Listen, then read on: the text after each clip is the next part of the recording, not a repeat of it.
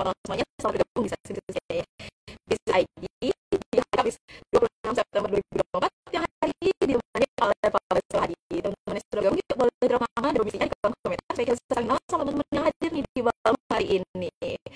Oke teman-teman semuanya, sebelum kita mulai sesi Bisnis ID di malam hari ini, pasti ada teman-teman ya yang baru kenal nih sama Bisnis ID dan belum tahu nih program-program apa saja sih yang disediakan oleh Bisnis ID. Kita kenal terlebih dahulu yuk. Bisnis ID merupakan platform belajar bisnis dan interaksi langsung dari expert bidangnya. Teman-teman bisa belajar dengan mengikuti kelas-kelas terbaik kita di aplikasi atau websitenya Bisnis ID. Saat ini kita ada 12 kelas, yang mana cukup satu kali investasi aja dan materinya sudah bisa diakses seumur hidup tanpa tambahan biaya lainnya. Jadi jangan lupa untuk download aplikasi Bisnis ID di Play Store ataupun App Store secara gratis ya. Nah, buat teman-teman yang saat ini mengalami kendala saat melakukan download aplikasi Bisnis ID, teman-teman masih bisa akses ya Bisnis ID lewat websitenya bisnis.id. Teman-teman bisa akses dulu sementara di website, dan kami akan update kembali jika aplikasi sudah kembali setelah dipelihara ya teman-teman. Oke, patah-patah ya di teman-teman yang lain, apakah delay atau putus-putus atau kurang jelas suara saya, boleh bantu ya dijawab di kolom komentar. Sambil saya cek juga supaya nggak ada delay ataupun patah-patah, supaya nanti sesi bisnis Q&A-nya berjalan dengan lancar ya. Di teman-teman, apakah masih patah-patah atau delay atau kurang jelas, boleh dibantu ya dijawab di kolom komentar nih. Oke, sebentar. Oke, di Bu Ara patah-patah ya. Oke, sekarang sudah normal atau masih patah-patah atau delay? Boleh dibantu dijawab di kolom komentar. Kita tunggu sebentar ya.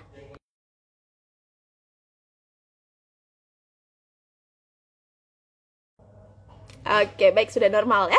Teman-teman semuanya, kita balik lagi perkenalan dengan Bisnis ID ya. Nah, selain teman-teman bisa belajar lewat e-course-nya Bisnis ID, teman-teman juga bisa belajar lewat pembelajaran gratis nih dari Bisnis ID. Kita punya Bisnis Q&A, seperti kegiatan kita di malam hari ini yang diadakan 2 kali dalam 1 minggu, di hari Senin bersama Pak Baskoro Hadi dan di hari Rabu bersama Pak Budi Isman di jam yang sama ya, di 19.45 sampai 20.45 malam bersama para expertnya Bisnis.id. Teman-teman masih bisa cek jadwalnya juga di Instagram Bisnis ID ya, kalau misalkan ada perubahan-perubahan. Nah, atau teman-teman lainnya juga bisa ikut kegiatan Bisnis Forum nih via Zoom yang akan hadir kembali di hari Sabtu 28 September 2024 di jam 10 sampai 11.30 siang bersama Bu Evita Hadis yang merupakan independent HR konsultan dan certified coach nih, dan didampingi juga Pak Budi Isman yang sudah berpengalaman selama 30 tahun di banyak multinational company. Nantinya kita akan berbagi insight seputar mengelola SDM di tengah pertumbuhan pesat. Dan teman-teman, dalam sesi Business Forum ini teman-teman akan belajar lebih dalam seputar membangun budaya kerja yang mendukung, lalu meningkatkan produktivitas tim yang sudah ada, lalu sampai membangun sistem SDM yang terintegrasi untuk mendukung nih eksekusi strategi bisnisnya teman-teman semuanya. Ingat ya, tanggal 28 September di hari Sabtu di jam 10 sampai 11.30 siang bersama Pak Budi Isman juga Bu Evita Hadis via Zoom gratis ya teman-teman semuanya. Dengan daftar sekarang dengan klik link di bio Instagramnya Bisnis ID di menu daftar Bisnis Forum, atau teman-teman bisa cek ke feed Instagramnya Bisnis.id juga untuk detailnya ya. Next, Bisnis ID juga punya program offline nih buat business planners yang butuh pelatihan untuk merekrut karyawan yang tepat, memotivasi tim yang sudah ada, dan mempertahankan tim yang ada untuk menciptakan bisnis yang lebih profitable, sustainable, dan growing. Anda bisa bergabung di workshop HR Management for Entrepreneurs nih. Dalam program ini, Anda akan belajar lebih dalam sekaligus praktik seputar pengelolaan SDM, lalu untuk mendukung strategi bisnis, strategi pengelolaan SDM yang terintegrasi, perencanaan SDM, HR Lifecycle, sampai sistem dan proses pengelolaan SDM. Menggunakan metode intervensi training, coaching, and mentoring selama 2 hari workshop yang dipandu langsung oleh independent HR konsultan ya, dan juga certified coach berpengalaman yaitu Bu Evita Hadis, juga didampingi langsung oleh expert berpengalaman selama 30 tahun di banyak multinational company yaitu Pak Budi Isman. Nah, teman-teman semuanya, catat tanggalnya ya untuk workshop HR Management for Entrepreneurs ini merupakan batch terakhir dari workshop ini. Jadi teman-teman jangan sampai ketinggalan untuk bangun bisnisnya, bangun timnya, supaya nanti di 2025 teman-teman bisa langsung eksekusi bisnis bareng timnya yang sudah ada ya. Nah, untuk workshop HR Management for Entrepreneurs akan dilaksanakan pada tanggal 7 sampai 8 Oktober 2024 di Hotel Arya Duta Jakarta nih. Teman-teman yang mau langsung daftar bisa langsung klik link di bio Instagramnya Bisnis ID ataupun teman-teman ke feed Instagramnya Bisnis ID ya untuk cek info lebih detailnya. Oke, teman-teman semuanya sudah bergabung, yuk boleh juga drop nama dan domisilinya di kolom komentar supaya kita bisa saling kenalan nih sama teman-teman yang sudah hadir di malam hari ini. Kita juga mau undang Pak Basnya untuk bergabung ke room malam hari ini juga. untuk Pak Bas bergabung ke room malam hari ini.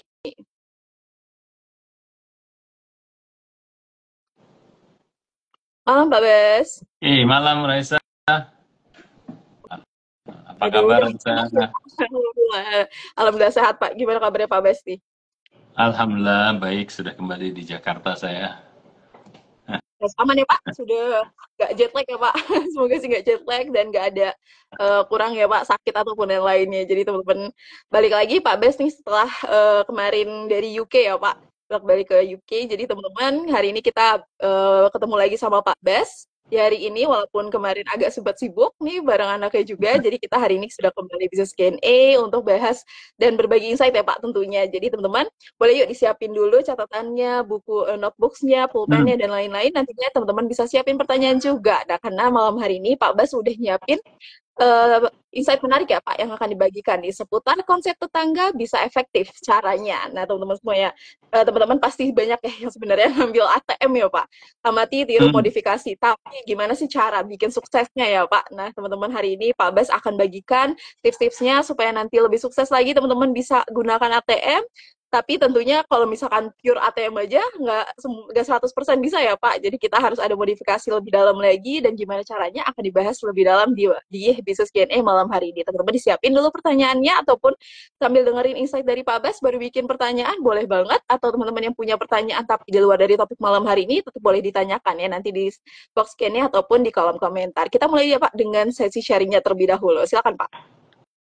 Oke, terima kasih. Assalamualaikum buat teman-teman sekalian yang sudah hadir malam ini di Kamis malam ya kali ini ya, Kamis malam. Terima kasih nih Raisa sudah menemani saya lagi. Jadi dalam mungkin 2-3 minggu terakhir ini bisnis Q&A yang dengan saya kayaknya mengalami banyak perubahan schedule ya karena seperti tadi Raisa sampaikan eh, karena saya dalam perjalanan cukup lama kemarin ke UK melalui KL, Singapura, lalu mampir juga di beberapa negara di Eropa. Jadi ya cukup lama dan apa namanya terima kasih juga kembali dengan Raisa yang ngikutin jadwal yang tidak terlalu teratur ya selama 2 minggu terakhir ini gitu kan ya. Nah, saya senang sekali, alhamdulillah bisa kembali lagi baru apa namanya di sini, walaupun masih ada rasa-rasa jet lag karena selama kemarin ini kan beda waktu tuh 6 jam, Raisa. Jadi 6 jam kayak kayak tadi pagi aja, saya bangun aja rasanya kayak masih setengah tidur gitu karena saya bangun ada meeting jam 9.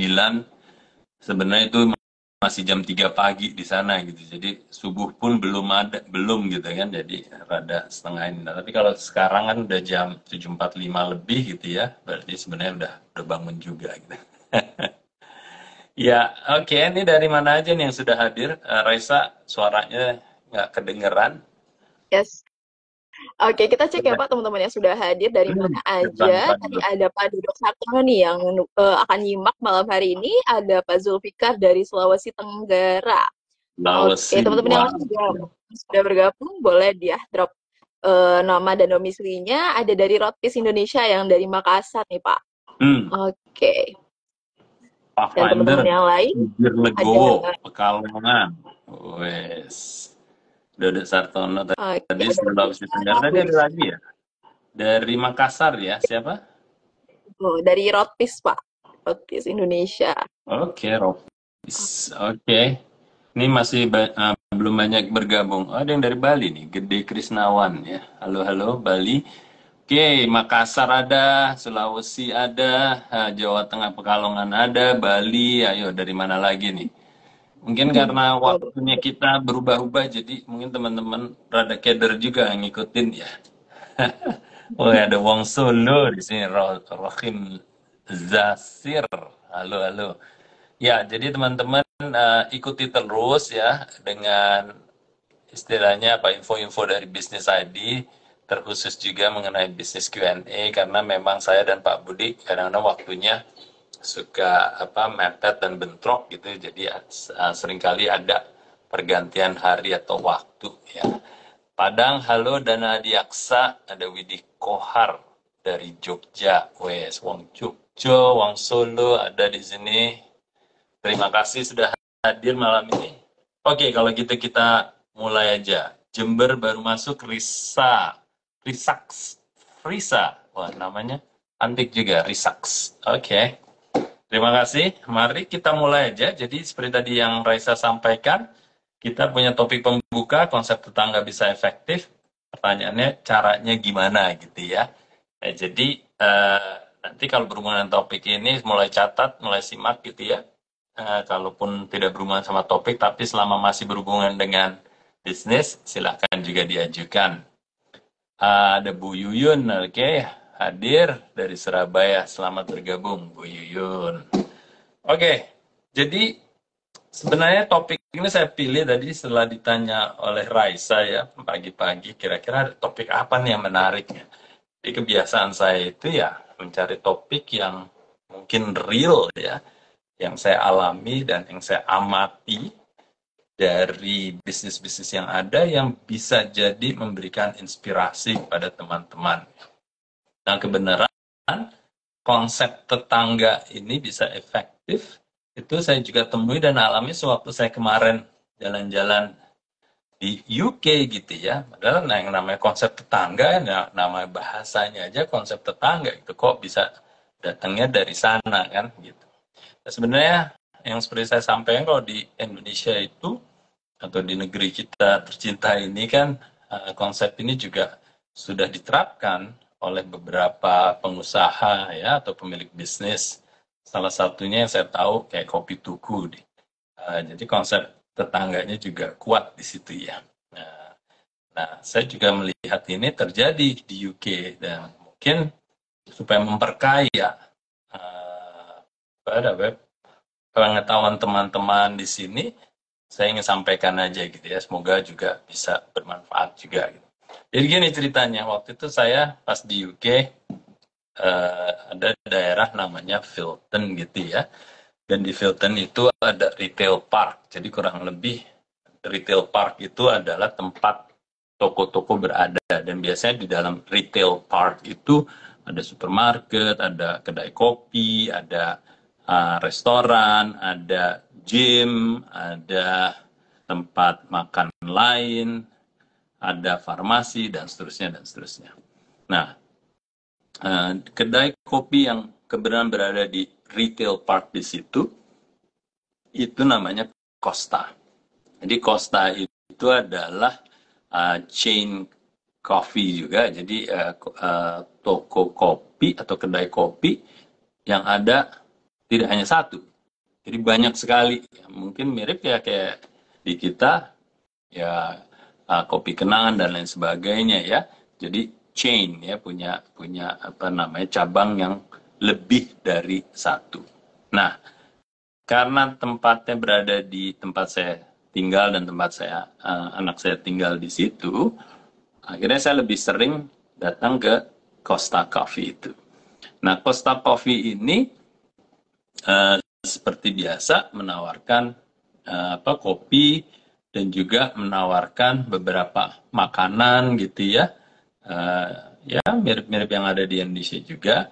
Dan di situ saya beberapa kali mengunjungi tempat itu karena memang kebenaran ya cocok aja untuk pagi hari gitu yang ngopi pagi-pagi gitu, enak sekali, apalagi saat itu udaranya cukup dingin di sana, itu 8-9 derajat ya, kebetulan lagi mau memasuki musim dingin.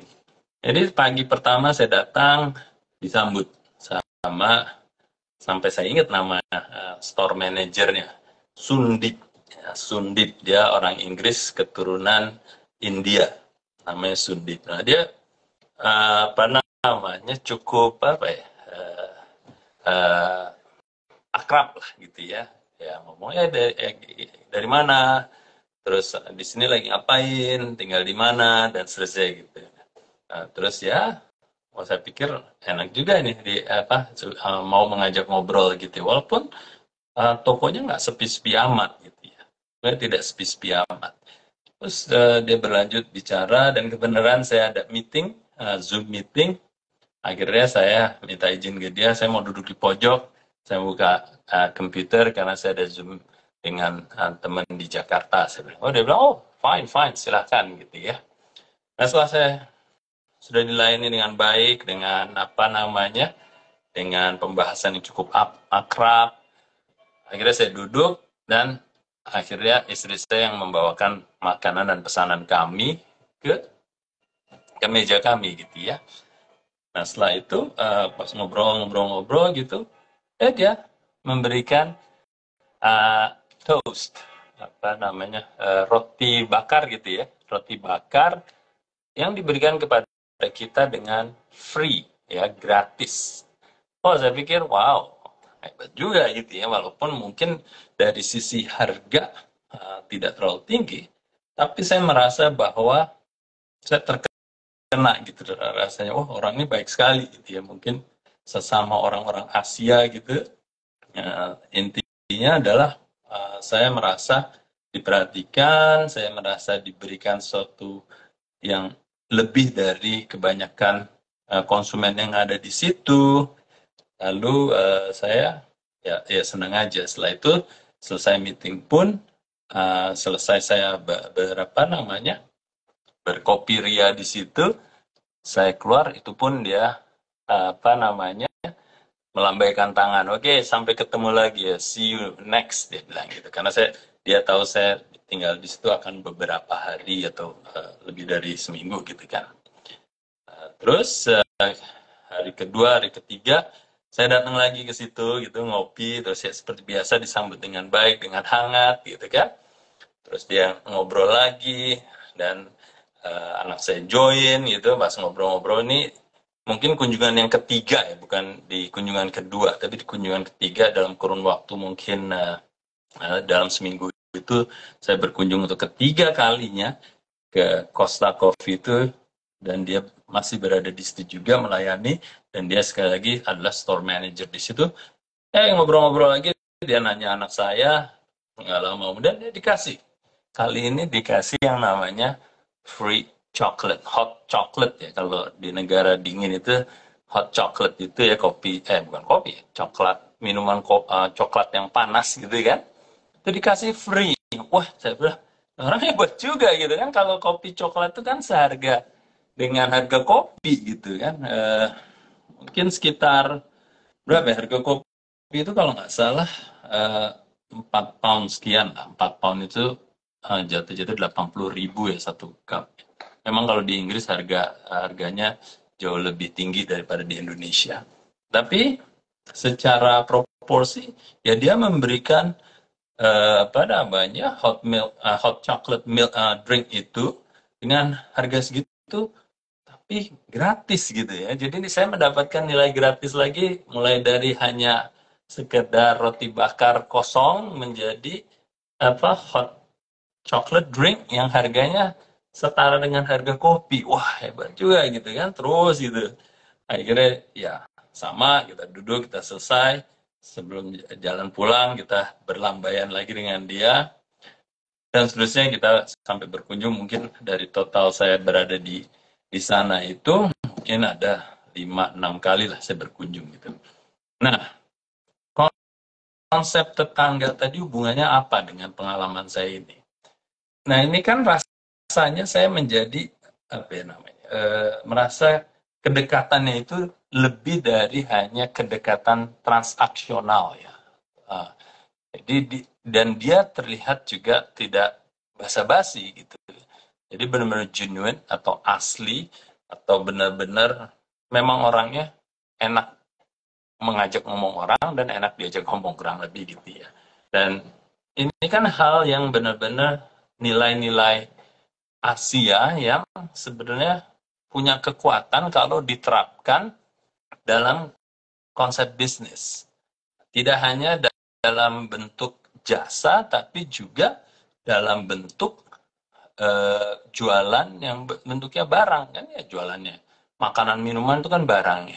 Nah ini juga menyangkut dari pembahasan kita bahwa fitur apa yang bisa menambahkan value tanpa menambahkan biaya. Mungkin di beberapa live IG yang lalu kita bahas itu kan, bahwa sebenarnya pelayanan ya, superior customer service atau pelayanan pelanggan yang superior, itu bisa menjadi suatu nilai tambah tanpa kita menambahkan biaya. Ya, jadi kalau kita pikir lagi, dengan kita mengajak conversation, biaya tambahan apa sih yang kita tingkatkan di situ? Toh store manajernya sama, ya, dari hanya diem aja menjadi berbicara, dia juga tidak minta kenaikan gaji, kurang lebih gitu ya. Dan pertanyaannya adalah, wah, gimana nih supaya kita bisa punya konsep tetangga ini sehingga customer-nya itu bisa merasa di-treat kayak teman, kayak tetangga, orang dekat. Nah, ini adalah saya pikir nilai-nilai keasiaan, ya, bukan hanya di Indonesia tapi di Asia, yang bisa dimasukkan kepada penawaran bisnis teman-teman sekalian. Ya. Ini yang perlu saya pikir dicatat. Dan ini impact-nya sangat-sangat besar. Tidak hanya tadi memberikan conversation, ya, bisa ngobrol, tapi juga dia tanda kutip berani memberikan barang-barang gratis. Tentu untuk customer pilihan. Tidak semua customer diberikan dengan gratis seperti itu. Makanya kemarin saya juga baru tampilkan Minggu Penuh Berkah ya di story saya di IG, bahwa tidak hanya saya, ini contoh satunya di Costa, tapi saya juga kebenaran dapat free gift juga dari Singapore Airlines, dari Swiss Air, ya, dari apa lagi kemarin yang saya taruh ya, dari sewa mobil Avis. Nah, ini itu contoh-contoh bagaimana tanda kutip konsep tetangga itu bisa diterapkan tidak hanya kok bisnis yang berbasis pada skala yang kecil, tapi sebenarnya bisa diterapkan skala besar sekalipun. Ya, kembali seperti saya kasih contoh, Costa ini bukan hanya satu toko di kecamatan Filton atau Abbeywood itu gitu ya, tapi dia sebenarnya punya toko itu mungkin ada ratusan ya di seantero UK gitu ya. Nah, jadi pertanyaannya sekarang, oh gimana gitu ya, konsep tetangga terkesan konsep yang tradisional, konsep yang hanya bisa diterapkan di di usaha yang kecil skalanya, usaha yang tidak mungkin punya sistem atau proses gitu ya. Tapi justru itu kekuatannya adalah sebenarnya konsep ini bisa diterapkan di bisnis dalam segala skala apapun. Pertanyaannya adalah gimana caranya, kan gitu ya. Gimana caranya? Nah, yang saya perhatikan adalah pertama, konsepnya itu harus sifatnya spontaneous, spontan. Oke. Jadi penawaran itu harus dipersepsikan spontan. Maksudnya apa spontan? Ya tidak ada pengumuman gitu loh, bahwa ayo datang, dapatkan free toast atau dapatkan free hot chocolate drink. Nah, ini harus dibuat seperti itu. Jadi spontan. Yang kedua juga harus dipersepsikan unpredictable. Jadi tidak bisa diprediksi. Kalau enggak kan orang kayak saya jadi ngarep gitu kan ya. Dan saya pun sebagai customer juga tidak ngarep, walaupun saya di hari pertama dikasih free toast, saya sebenarnya tidak berharap akan dikasih free lagi, karena saya tahu terlalu berlebihan untuk punya ekspektasi seperti itu. Tapi nyatanya unpredictable, toh di kunjungan yang tadi saya bilang ketiga atau keempat gitu ya, anak saya dikasih hot chocolate. Jadi harus unpredictable, tidak bisa diprediksi. Ya, yang pertama spontan, yang kedua harus unpredictable. Nah, yang ketiga harus tetap dimasukkan kepada bagian sistem dan prosesnya usaha tersebut. Saya yakin ya, sebenarnya store manager itu dikasih dana masing-masing untuk melakukan promo konsep tetangga ini. Saya yakin, seyakin-yakin. Jadi Ya saya nggak nanya dia punya apa tidak, tapi saya yakin dia ada.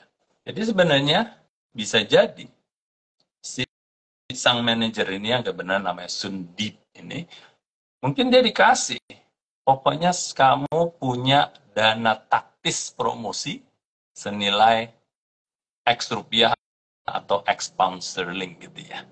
Saya yakin itu punya. Nah, jadi intinya adalah kita harus sebagai pemilik bisnis memberikan alokasi budget taktis untuk promosi ke store manajernya. Ya, bisa jadi dari mungkin 100-200 outletnya Costa Coffee di UK ini, masing-masing store manager punya dana taktis promosi. Dan itu wewenangnya masing-masing untuk memberikannya kepada selected customer atau customer pilihannya masing-masing yang mereka tahu mana yang layak atau patut diberikan promosi dadakan ini gitu ya. Nah, hubungannya apa dengan sistem sama proses? Tetap ya namanya keuangan kita harus jagain. Jadi tidak hanya memberikan alokasi tertentu, tapi juga ada fungsi monitor sama kontrolnya. Jadi kalau saya bisa bayangkan, masing-masing store manager juga diwajibkan melaporkan, oh hari ini saya memberi 10 free toast kepada 10 customer. Oh hari kedua dalam bulan ini saya memberikan 10 hot chocolate, dan seterusnya. Dan di kasirnya pasti di void istilahnya. Jadi saya memberikan 1 toast, saya void. Jadi tercatat ini promosi tidak berbayar. Artinya itu tercatat sebagai, ya kalau kita belajar finance, itu adalah biaya keluar tanpa ada pemasukan. Tapi tercatat biaya keluarnya itu dalam bentuknya apa dan nilainya berapa. Ya. Nah, jadi saya pikir itu adalah cara yang sederhana yang bisa teman-teman lakukan. Memang contohnya ini adalah Costa Coffee, kedai kopi. Tapi seperti saya bilang tadi, ini bisa diterapkan di penyewaan mobil kayak Avis, ini bisa diterapkan oleh perusahaan penerbangan Swiss Air atau Singapore Airlines. Bisa, tapi selama kita punya persepsi bahwa ini adalah spontan, unpredictable, tapi tetap harus didukung oleh sistem dan proses yang kuat. Ya, jadi itu mungkin sharing saya malam ini sebagai topik pembuka, dan moga-moga bisa memberi inspirasi buat teman-teman. Dan kalau ada pertanyaan seputar ini, ayo kita obrolin sekarang. Oke, terima kasih Pak Bas atas insight-nya di malam hari ini. So, teman-teman semuanya nih, kita bisa dapat ya Pak sebenarnya insight yang teman-teman bisa aplikasikan langsung nih. Konsep tetangga ya Pak, sebenarnya kita bisa memberikan kesan seperti tetangga ya Pak ke teman-teman ataupun ke customer kita. Jadi teman-teman bisa terapkan seperti itu konsepnya dalam bisnis kita. Jadi teman-teman bisa gunakan trik-trik yang tadi udah Pak Bas sampaikan ya Pak. Nggak cuma di bisnis-bisnis yang kecil aja ya Pak, bisnis besar pun sebenarnya udah banyak yang menggunakan sistem tersebut. Jadi coba teman-teman pakaikan konsep tersebut di bisnisnya teman-teman semuanya. Teman-teman mungkin ada pertanyaan, boleh drop pertanyaannya di box Q&A ataupun di kolom komentar. Oke Pak, saya mau tanya nih Pak. Sebenarnya kan konsep tetangga ini sebenarnya baik ya Pak, tapi kan balik lagi kita punya identitas bisnis yang unik, walaupun kita spontanitasnya ada di sini ya Pak. Nah, bagaimana nih kita menjaga keseimbangan antara konsep tetangga ini dengan identitas bisnis kita sendiri nih Pak, yang mungkin ada perbedaan nih Pak dengan konsep tetangga yang kita berikan nih Pak. Ya, jadi hubungannya dengan identitas, sebenarnya kita juga tidak harusnya tidak mempengaruhi identitas apapun atau branding apapun yang akan kita set gitu ya. Costa Coffee itu mungkin bisa disetarakan kalau di Indonesia dengan ya kopi kenangan, dengan mungkin haus, dengan kopi tuku yang tadi saya sampaikan di awal. Jadi secara value pun harusnya tidak mengganggu. Itu yang pertama. Yang kedua, ini kan harusnya juga bagian dari promosi. Jadi kalau teman-teman seperti yang kita anjurkan selama ini, teman-teman atau para business owner atau para business operator itu harus punya dana atau budget promotion kan. Nah, jadi tinggal bagaimana mengeksekusi atau apa program yang akan dituangkan terhadap budget yang kita sudah punya. Dan ini adalah salah satunya yang bisa kita terapkan. Toh udah dianggarkan gitu. Dan toh juga akan dimonitor. Yang tadi saya sampaikan, ada sistem sama prosesnya, Raisa. Gitu. Oke, baik Pak. Jadi memang balik lagi ya, jangan sampai mempengaruhi identitas ataupun sebenarnya nggak mempengaruhi secara dalam ya Pak, karena teman-teman pasti konsep tetangga ini bisa dipraktekkan dengan baik ya Pak di teman-teman semuanya dengan catatan ada sistem dan proses yang terlihat jelas ya Pak. Ya. Oke, baik Pak. Oke Pak, misal teman-teman nih Pak mau cek, mana sih Pak evaluasinya nih Pak dari konsep tetangga ini? Mungkin apakah ada idealisnya, seberapa besarnya, atau ada secara umumnya nih Pak yang teman-teman bisa pakai bahan evaluasinya nih? Iya, jadi gini, yang pertama, yang terpenting itu adalah kita harus punya sistem untuk mendukungnya dalam hal disbursement ya, disbursement itu, pengeluarannya. Pengeluarannya itu harus tercatat di sistem. Sehingga dalam evaluasi kita tahu, oke, Raisa sebagai store manajernya di kecamatan, tanda kutip, Kebayoran Baru umpamanya ya, saya kasih dana 10 free toast senilai mungkin 200.000. Lalu kan ngitungnya juga bukan harga jual ya, ngitungnya kan dari COGS yang kalau kita bagusnya ya, walaupun nilainya dipersepsikan harganya 20.000, tapi bisa jadi COGS-nya cuma 10.000 gitu ya. Nah, yang kedua, umpama saya kasih dana juga ke Raisa 10 hot milk, harganya COGS-nya 10.000 juga gitu ya. Berarti kan saya ngasih dana ke Raisa kan tadi 10 kali 10.000 plus 10 kali 10.000 jadi 200.000. Dalam bentuk pokoknya dengan segala kombinasi saya kasih dana ke Raisa 200.000 dalam 1 bulan. Dan wewenangnya Raisa kan bisa langsung terserah mau hari ini cuma 1, besok 2, atau 10 di hari pertama, 10 di hari akhir pas gajian, terserah gitu kan. Nah itu kan pada saat Raisa nanti memberikan itu kan tercatat di sistem. Oh, 1 toast void, 0 nilainya. Jadi setelah saya kumpulkan dalam laporan sebulannya, terlihat di situ gitu loh. Oh benar, Raisa ngasihnya 200 dan bisa dipertanggungjawabkan. Gitu kan. Jadi ada anggaran yang sudah di-set, yang tadi saya bilang, 200.000 dalam bentuknya 10 ke item A, 10 item B, dan dalam sistemnya pun nanti akan ada laporannya kan, void-voidnya tadi itu. Nah itu yang akan saya pikir mempermudah dari sisi evaluasi dan monitor gitu. Oke, baik Pak. Jadi utamanya adalah teman-teman harus punya sistem ya Pak. Dan kalau misalkan memang nggak pakai sistem ataupun saat ini masih susah ya Pak, pakai sistem, catat aja dulu ya Pak yang gampangnya. Jadi teman-teman catat untuk uh, uh, tadi dana taktis ya Pak dari promosi tersebut. Jadi teman-teman bisa catat dulu lebih gampangnya. Oke, saya mau ambil pertanyaan ya Pak dari Pak Hafiz _Arja_45 nih di kolom komentar. Berapa persen nih Pak estimasi budget promosi dalam konsep tetangga ini setiap harinya agar tidak kebablasan dan mengalami kerugian? Ya, sekali lagi dalam hal rumusan berapa besarnya itu kembali tergantung kepada masing-masing kepala pemasarannya atau head of marketingnya, dan juga berapa besar porsinya itu dari total biaya promosi yang kita set. Ya, jadi kembali ini terbuka.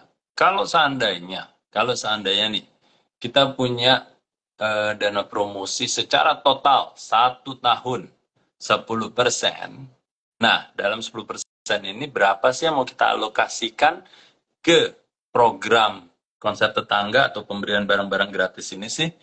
Ya kita bisa mulai dengan berpikir impact-nya dari total 10% ini, kira-kira kalau saya menggunakan konsep ini, dia akan menghasilkan peningkatan sales berapa. Karena ingat ya, toh orang yang datang kan sudah membeli. Yang membedakan dengan konsep ini adalah dia akan kemungkinan kembali lagi ke toko itu menjadi lebih tinggi. Ya seperti yang saya alami gitu ya. Tadi saya cuma iseng-iseng aja pertama, dapat free. Kedua saya datang, oke. Ketiga dapat free. Akhirnya saya berpikir top of mind saya pada saat itu, gue kalau mau enak di tempat kopinya ke Costa, dan kemudian ya siapa tahu bisa dikasih free juga gitu ya. Walaupun saya terus terang tidak berharap, tapi paling tidak umumnya kan orang akan terbantukan mendapatkan brand ini menjadi top of mind. Gitu ya. Jadi apa namanya itu tadi, perkirakan dulu berapa persen yang patut dialokasikan untuk konsep ini dan perhitungkan, walaupun ini masih estimasi, kira-kira impact dari salesnya akan seberapa efektif dibandingkan kalau kita lakukan program lainnya. Ya, jadi kembali, jawaban saya tidak mengarah kepada satu angka, tapi jawaban saya berharap bisa membantu teman-teman untuk berpikir dengan konteks yang seperti ini.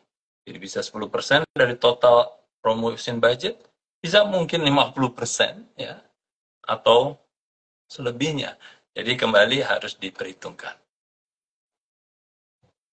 Oke, baik Pak. Jadi memang dari catatan ini bisa kita lihat juga ya Pak untuk budgetingnya ya. Nantinya teman-teman bisa gunakan hasilnya ini untuk budgeting ya Pak. Jadi penting banget untuk dicatat teman-teman supaya kita tahu hasilnya juga supaya nggak lebih banyak ya Pak budget promosi yang taktis seperti ini. Jadi teman-teman bisa menghemat juga. Thank you, baik, terima kasih Pak Bas. pertanyaannya.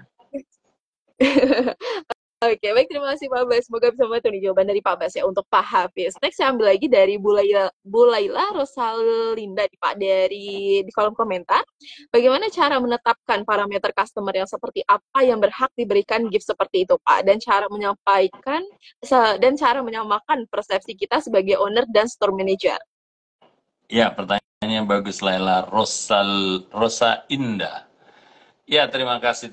Jadi gini, apa namanya? Nah ini keunikannya adalah kita kan dengan asumsi kalau seandainya saya ownernya Costa Coffee tadi ya, pasti saya akan mungkin bagian dari briefing ke store manager yang akan kita kasih dana taktis ini, mungkin kita juga harus kasih briefing gitu ya ke mereka. Kira-kira siapa yang patut diberi nih untuk bonus dadakan gini kan? Kalau saya rasa sih ya kita tidak akan lari dari objektif bisnis ya. Maksudnya apa? Ya setidaknya kalau kita mau memberikan itu, tentunya kita juga dengan harapan ada kenaikan sales melalui kenaikan loyalitas dari customer yang kita berikan itu. Ya, jadi bisa jadi kita akan tentukan. Mungkin profil yang patut diberikan adalah orang-orang yang sekali belanjanya minimum berapa. Seumpama gitu. Atau yang datangnya mungkin setidaknya berdua gitu. Jadi satu lemparan bisa mengenai impact ke dua orang. Karena kan walaupun yang tosa yang dikasih untuk satu orang kan paling tidak persepsi tetangganya ini kan bisa dirasakan oleh orang keduanya itu yang ikut. Bisa jadi itu. Yang mungkin ketiga adalah bisa jadi kita mengestimasi apakah kemungkinan baliknya dia tinggi atau rendah, gitu ya. Nah, benar sekali Laila, kita harus punya briefing atau guidance atau petunjuk untuk para store manajernya, karena yang akan mengambil keputusan adalah store manager itu di store masing-masing kan gitu ya. Nah, jadi saya setuju sekali dan mungkin itu bisa menjadi parameter atau kriteria yang bisa kita set untuk store manager sehingga mereka bisa mengambil keputusannya dengan baik gitu ya. Yes. Oke, baik, terima kasih Pak Bas atas jawabannya. Semoga bisa membantu nih jawaban dari Pak Bas ya untuk Bu Laila Rosalda di kolom komentar. Lanjut saya ambil dari Pak Ari Kusumawardana ya Pak. Malam Pak Bas, jujur saya Ya. sangat terinspirasi nih dengan ceritanya dan pastinya dapat saya aplikasikan di store. Tapi kalau ini dilakukan oleh karyawan kita dan dia ternyata keluar di suatu waktu, apakah akan berpengaruh dengan engagement brand kita ke customer nih Pak? Apakah ini hanya cocok dilakukan oleh owner langsung saja? Mohon pendapatnya nih Pak. Oke, terima kasih Ari Kusumawardana. Eh, ini orang Bandung tadi tidak lapor nih tadi ada orang Bandung hadir di sini nih. Sebenarnya Ari sudah melakukannya waktu saya berkunjung ke outletnya ya di Bandung gitu ya. Tiba-tiba istrinya mengenali suara saya gitu ya. Akhirnya saya dikasih free gitu. Terima kasih Ari dan juga Mrs. Ari. Saya lupa namanya, maaf. Eh, jadi sebenarnya apakah ini perlu dilakukan oleh manajer ownernya langsung atau karyawannya?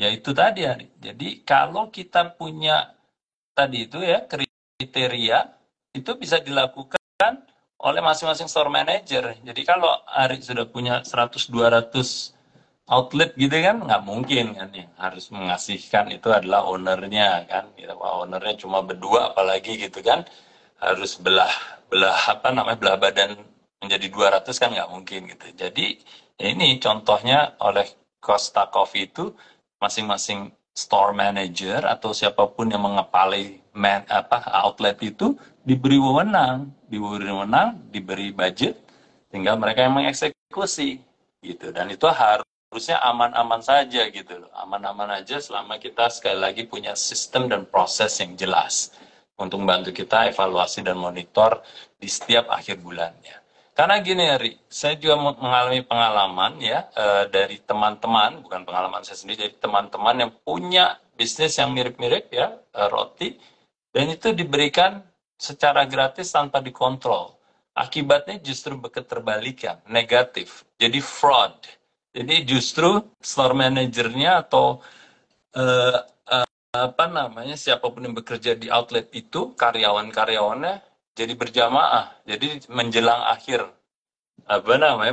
akhir tutup toko justru uh, diproduksi sehingga diharapkan itu tidak terjual akhirnya karena policy-nya dibilang itu harus dimusnahkan tanpa kontrol akhirnya ya berjamaah dibawa pulang gitu dan itu kejadiannya setiap hari dan akhirnya itu menjadi fraud atau kasus besar. Sekali lagi itu kenapa bisa terjadi seperti itu? Karena tidak ada sistem atau proses yang menjaga policy itu.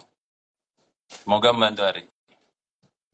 Yes, oke. Terima kasih Pak Bas atas jawabannya. Semoga bisa membantu nih jawaban dari Pak Bas ya untuk Pak Ari Kusumawardana. Oke Pak, sambil nungguin business planners yang lainnya juga masih untuk bertanya, kita masih punya waktu ya teman-teman semuanya. Teman-teman yang masih punya pertanyaan, boleh banget langsung drop pertanyaannya di box Q&A ataupun di kolom komentar ya.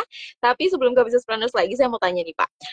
Tadi kan kita udah bahas ya Pak, seputar gimana sih enaknya kita pakai konsep tetangga dan efek baiknya ya Pak, efek positifnya nih Pak. Tapi teman-teman apa nih Pak yang akan didapati? Problem apa nih yang teman-teman akan sering hadapi kalau teman-teman pakai konsep tetangga ini dan mungkin kalau nggak dikontrol dengan baik nih Pak?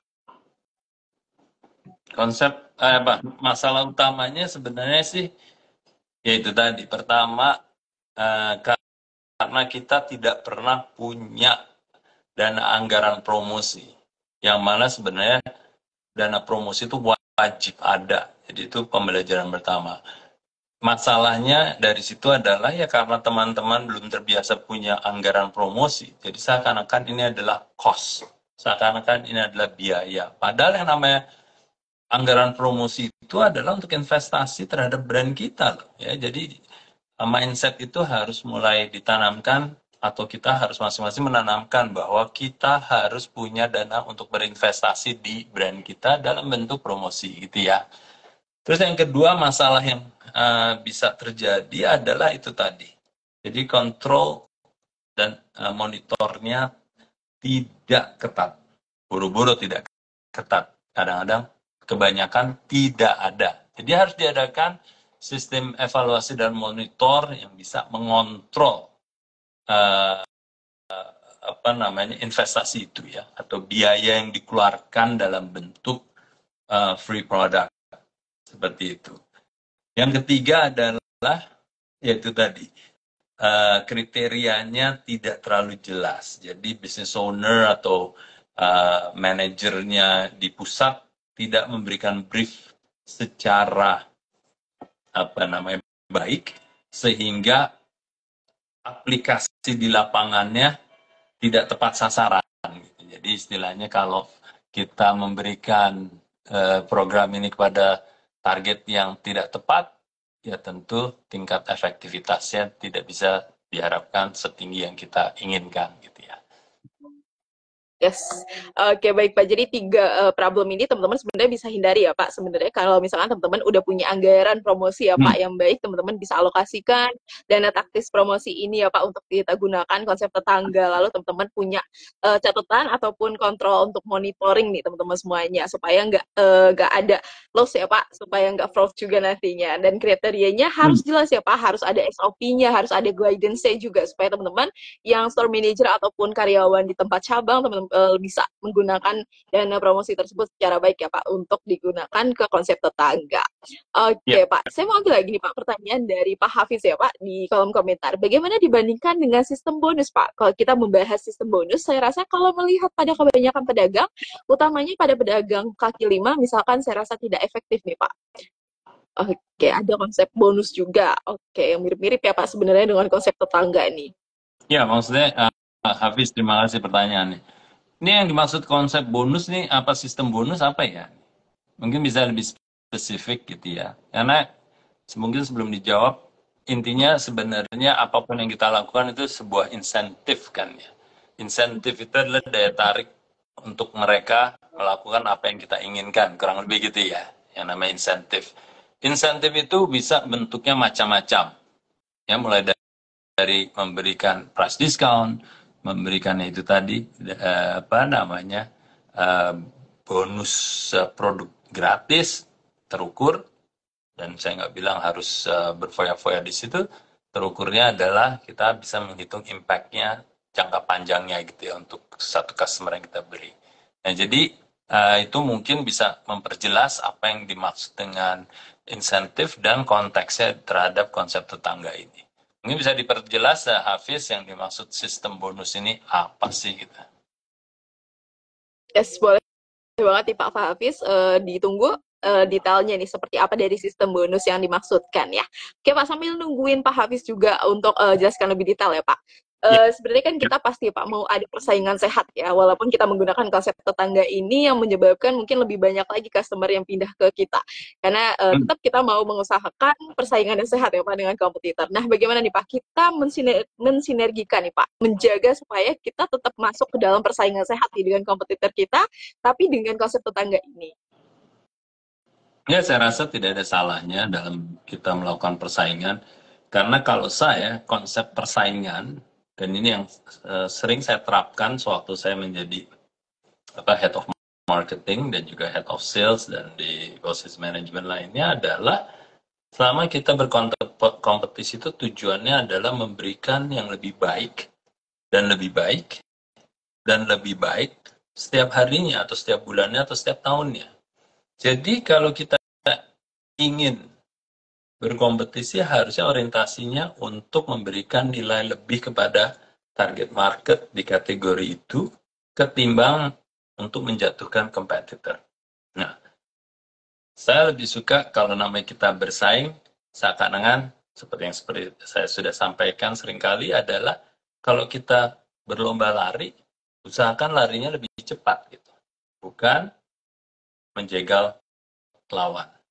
Karena kalau menjaga lawan belum tentu kita akan lebih baik dan lebih cepat gitu ya.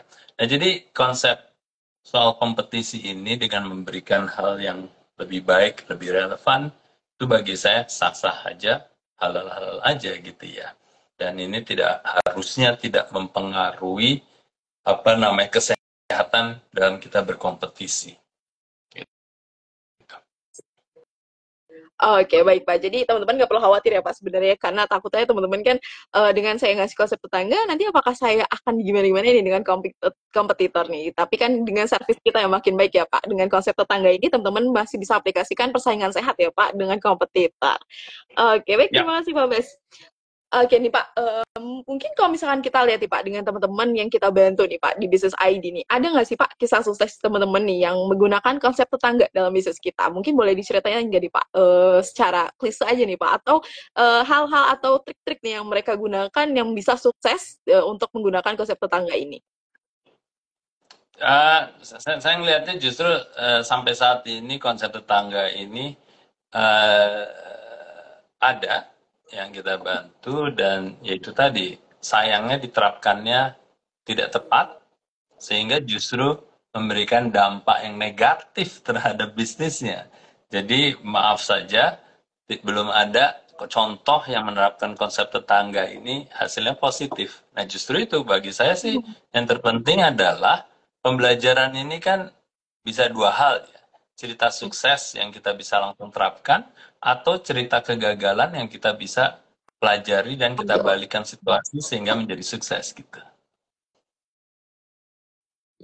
Oke baik Pak, walaupun nggak ada ya Pak, sebelumnya belum ada, tapi teman-teman bisa ambil ya Pak, trik gagalnya Hmm. ataupun bagaimana sih yang salah ya Pak untuk dijadikan pembelajaran ini teman-teman semuanya. Tadi pun Pak Bas sudah sampaikan juga ya, bagaimana sih yang gagal ya Pak yang bisa dijadikan teman-teman ambil nih langkahnya untuk maju lagi. Oke, Ya. baik terima kasih Pak Bas. Oke, mungkin nih Pak Hafiz kita masih tungguin nih lebih detailnya sistem bonusnya nih seperti apa sih?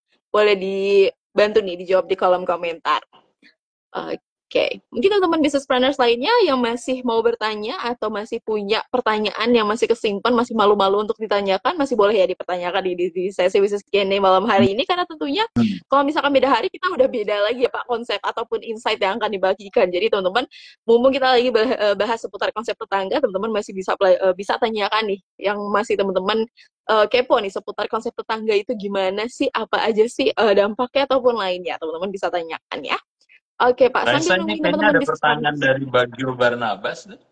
Oke, sebentar ya Apa Pak, saya cek rumus lagi. untuk membuat promo? Di atasnya Hafiz aja 45 tadi. Oh, yes Pak. Sebentar. Mungkin kita cek lagi. Boleh di... Oke. Yes Pak, betul. Dari Pak Bagio underscore Barnabas ya Pak. Apakah rumus untuk membuat promo? Apakah ada nih Pak rumus yang ideal nih untuk membuat promo nih Pak? Silakan. Ya, jadi gini apa namanya? Ini konteksnya kita lihat dari promo. Promo itu adalah bagian dari apa namanya kegiatan marketing gitu ya. Kalau kita belajar kan dari produk design, dari formulasi distribusi, formulasi pricing, dan juga tentunya formulasi promo. Nah, biasanya ya mungkin bagi Barnabas juga harus perlu sering-sering nih apa namanya merapat di bisnis.id karena banyak pembelajaran soal marketing dan juga promotion dan juga communication. Intinya apapun itu di perangkat marketing termasuk promosi ini, kita harus memahami siapa konsumen kita, apa yang mempengaruhi faktor terbesar untuk mereka tanda kutip tertarik kepada produk kita dan akhirnya membeli produk kita. Dan itu yang harus kita jabarkan, harus kita pahami dulu sebelum akhirnya mendesain promo apa yang akan sangat cocok dan harapannya akan sangat efektif terhadap target market kita. Jadi merumuskannya adalah yaitu lebih ke arah langkah-langkah apa yang harus kita ketahui sebelum kita membuat sebuah program promosi. Nah, ini kan konsep tetangga ini adalah salah satu program promosi, ya, salah satu program promosi. Kenapa ini bisa cocok dan konteksnya setidaknya di bisnis coffee gitu ya, kedai kopi, tapi juga bisa sebenarnya diterapkan di bisnis lain dan penyesuaiannya mau itu di ATM-kan langsung atau mau dimodifikasi, yang terpenting adalah konsep tetangga di coffee ini sangat bekerja dengan tadi ceritanya saya sebelumnya gitu ya. Jadi bagi Barnabas bisa mulai memahami siapa customer kita di kategorinya di mana bagi Barnabas berada gitu ya. Semoga membantu. Oke, baik. Terima kasih Pak Bas atas jawabannya. Semoga bisa membantu nih jawaban dari Pak Bas ya untuk Pak Bagio Barnabas. Oke Pak, mungkin saya balik lagi ya ke pertanyaan Pak Hafiz tadi seputar sistem bonus ya Pak. Nah, sistem bonus di sini maksudnya adalah misalkan ya dengan pembelian 10 PC, customer-nya akan mendapatkan bonus nih Pak. Nah, gimana nih Pak? Lebih detailnya jawabannya. Oke, ya itu bisa-bisa aja tentunya. Kembali seperti yang ditanyakan bagi Barnabas tadi ya, merumuskannya seperti apa, itu salah satu mekanismenya. Jika dianggap memberikan free itu tidak lebih efektif daripada memberikan lebih jumlah, ya itu tadi beli 9 dapat 10, ya kenapa tidak gitu. Dan pertanyaannya, oh saya kan belum tahu keduanya atau di antara duanya ini mana yang lebih efektif. Bagi saya sederhana aja, jalanin aja dulu gitu ya. Nanti kita lihat tingkat effectiveness-nya. Apakah secara ngasih free dadakan dan spontan itu kita lihat dalam program mungkin 3 bulan kah, dengan menjalankan program 3 bulan memberikan lebih jumlah, nanti kan kelihatan mana yang lebih efektif, dan bisa jadi kita adain survei cepat aja kepada mereka yang penerima mekanisme promo keduanya ini, mana yang mereka lebih sukai gitu kan. Jadi gampang aja mencari jawabannya. Semoga menjawab ya Hafiz ya. Oke, terima kasih Pak Bas atas jawabannya. Semoga bisa bantu nih jawaban dari Pak Bas ya untuk Pak Hafiz. Oke Pak, kita sudah di 2040, teman-teman mungkin masih juga menjerap lebih dalam ya Pak. Gimana sih konsep tetangga yang teman-teman akan aplikasikan di bisnisnya teman-teman semuanya. Tapi nggak perlu khawatir, teman-teman semuanya, nanti kalau misalkan teman-teman ada pertanyaan lagi seputar konsep tetangga, ataupun teman-teman mau bertanya lagi nantinya seputar lainnya, seputar promosi apapun lainnya, teman-teman bisa masih bertanyakan di sesi bisnis Q&A-nya bisnis.id juga, oke? Oke Pak, kita ambil satu lagi ya Pak pertanyaan nih dari Bibit Pisang nih Pak. Ya. Bagusnya kasih free gift di momen seperti apa nih Pak? Oke, terima kasih Bibit Pisang. Bagusnya kasih free atau gift di momen-momen apa Pak? Oke. Wah ini cukup menarik nih namanya. Jadi bicara soal occasion atau momen-momen itu benar sekali Bibit Pisang ya. Itu penting kita dapetin. Jadi kalau saya maksudnya dari pengalaman itu memang momen atau occasion itu penting. Nah kalau Bibit Pisang tahu momen-momen apa yang sangat mengena, itu akan lebih baik lagi. Jadi spontannya bisa dilakukan di momen-momen yang paling relevan untuk target marketnya. Kembali, seperti tadi saya sampaikan, kalau Bibit Pisang dan teman-teman lainnya lebih tahu dan tahu kira-kira momen yang lebih tinggi relevannya, ya lakukan pada momen tersebut. Gitu ya. Umpamanya nih ya, kalau kita jualan coklat gitu ya.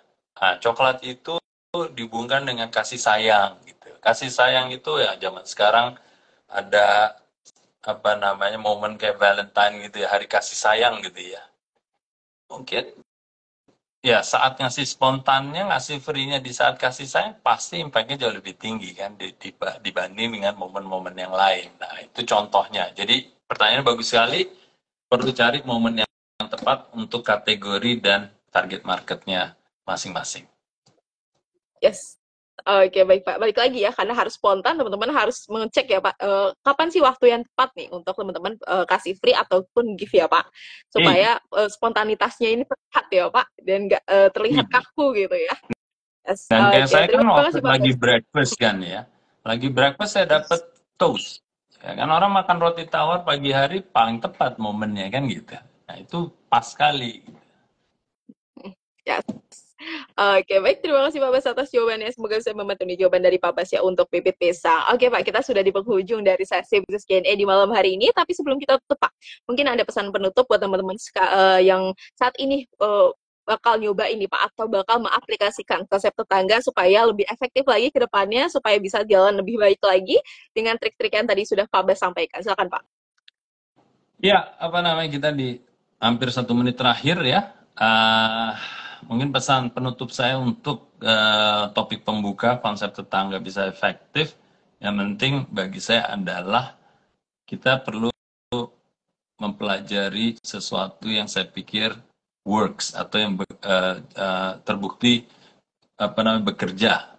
Dan bagi saya yang namanya pembelajaran itu bisa datangnya dari mana aja dan bentuknya apa saja. Dan kali ini ya konsep tetangga ini yang saya pikir cukup bekerja karena itu benar-benar berimpact dan terjadi pada saya, atau kerennya saya mengalaminya, experience itu benar-benar nyampe ke saya.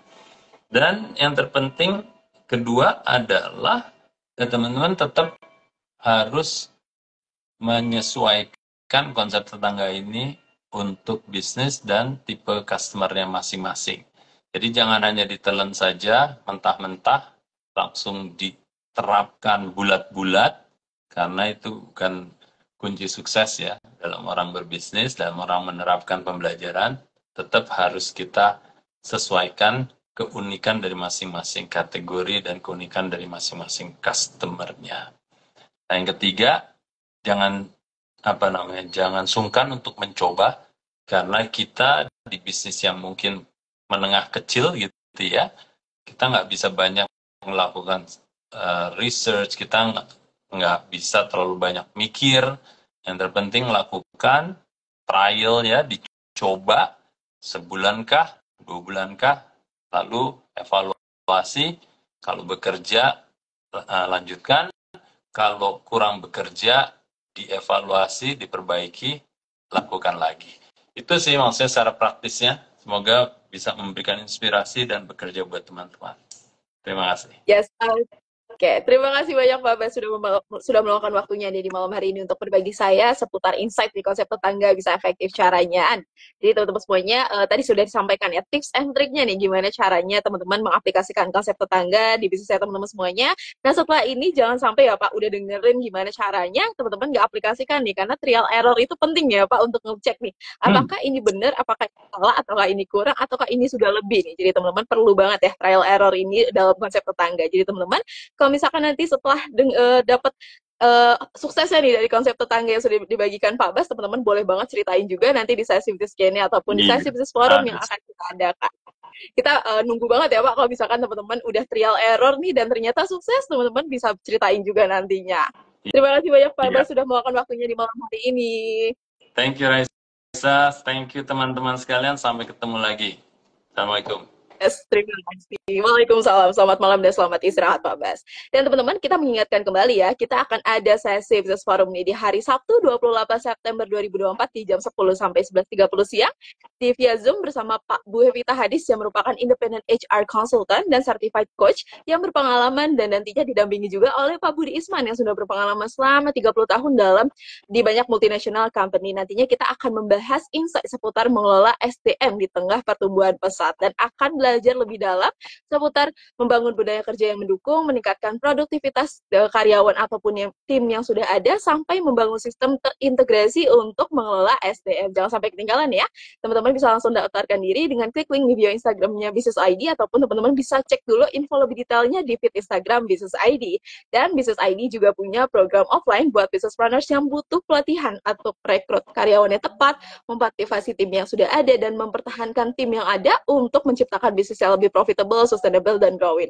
Anda bisa bergabung di workshop HR Management for Entrepreneurs yang akan diajar langsung nih oleh Bu Evita Hadis yang merupakan expert berpengalaman dan merupakan independent certified coach konsultan dan merupakan certified coach juga nih di banyak multinational company seperti Start Resistment, Modern Health, Net Expat, dan lainnya. Jadi teman-teman semuanya, kita akan belajar lebih dalam seputar HR bersama Bu Evita Hadis juga Pak Budi Isman. Catat tanggalnya ya, workshop HR Management for Entrepreneurs akan diselenggarakan di tanggal 7 sampai 8 Oktober 2024 di Hotel Arya Duta, Jakarta. Ini merupakan batch terakhir dari workshop HR Management.